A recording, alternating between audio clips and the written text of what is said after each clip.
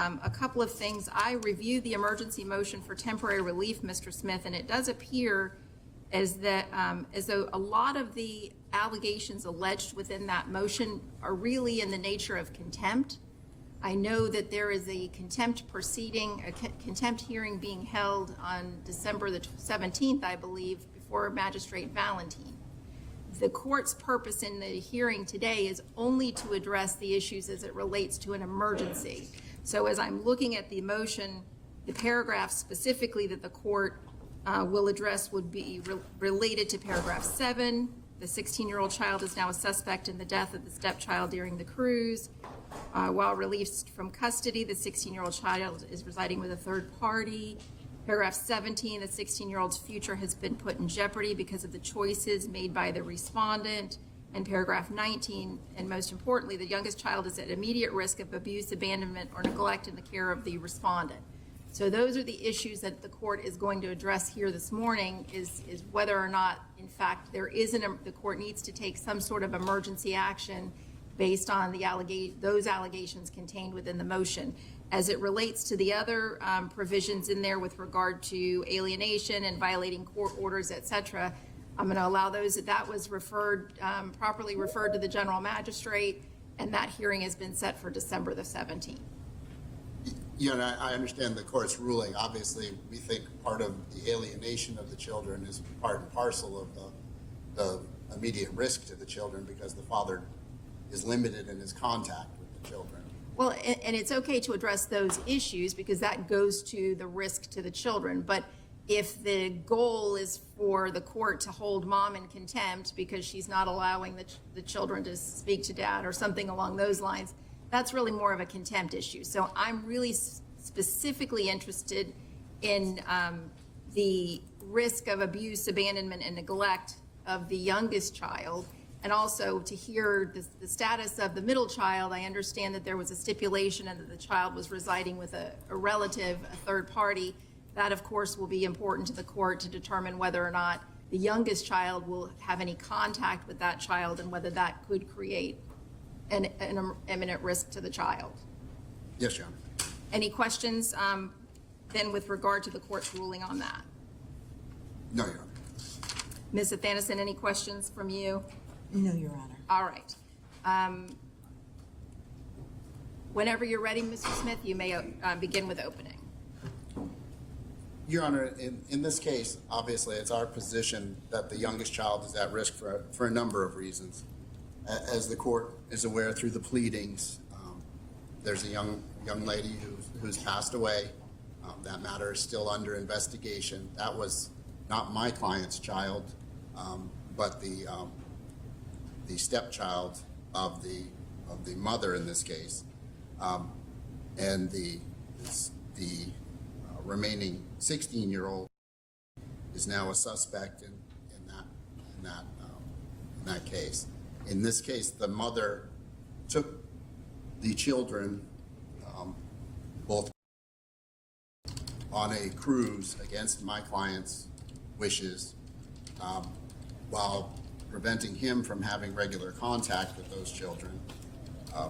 We believe that the arrangements that were made by the mother as far as the sleeping arrangements were insufficient, that the 18-year-old, the 16-year-old, and another 14-year-old were all placed in the same stateroom. There's indications that they may have, because they were in international waters, may have been engaging in activities that they normally couldn't engage in while they were in the United States properly being supervised.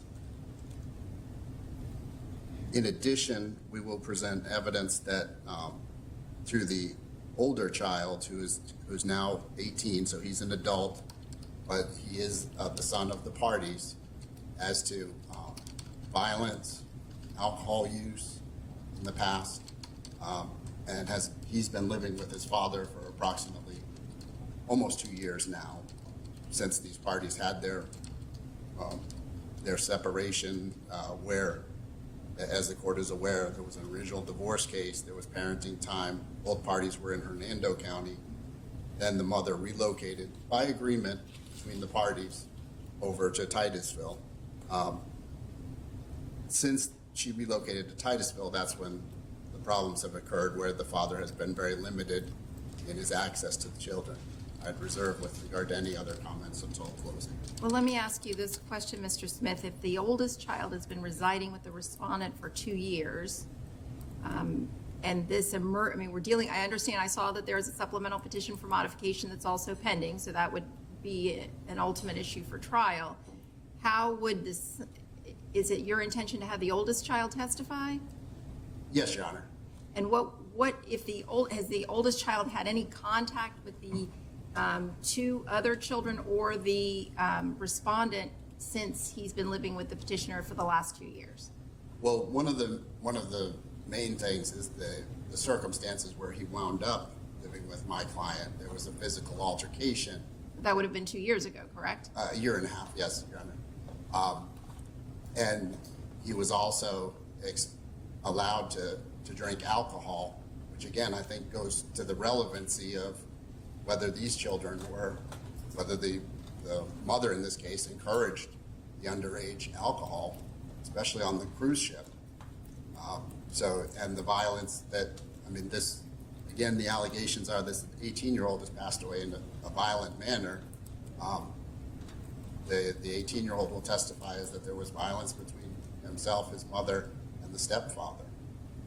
And he has had recent contact with I think that goes to the whether there's any risk returning to the father. The child was allowed finally to come over for a Thanksgiving visit. The child, okay. She was restricted from contact with the one that there are allegations against, but did have contact with her adult brother, and exhibited no fear, no reservations. Both my client as well as the 18-year-old can testify about that. Well, remember though, we're here on an emergency motion. So this isn't an issue as to where it is in the best interest of the minor children to reside. I mean, that is ultimately an issue for trial in the modification action. The only issue that we're here to address today is whether or not is in imminent danger remaining in the petitioner's care as a result of recent incidents. So that's really primarily the court's concern today. Well, and Your Honor, I understand that position, and certainly whether or not the child's to be removed from the mother is whether or not there's an imminent risk to the child. I think the court also has to look at where the child would be placed and the circumstances there as to whether there's any harm to relocating the child. I think you have to, in terms of emergency relief and an injunction, essentially, you have to look at... No, I think you're looking at 2 different things. This isn't an injunctive relief. I mean, you're not here seeking injunctive relief. I mean, that would have been in the injunction court, correct?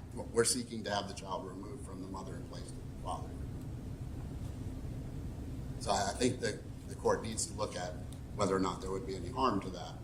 Obviously, our position is there wouldn't be, that she'd be able to transition to the father fine. Okay, I'm not sure I agree with your argument, Mr. Smith, but I understand what your argument is. Okay. Ms. Athanasson, opening? Yes, Your Honor. May it please the court. We believe, and I think we filed that in our response, that there's no emergency that exists. There was an incident on the cruise ship. The Federal Bureau of Investigations is investigating that.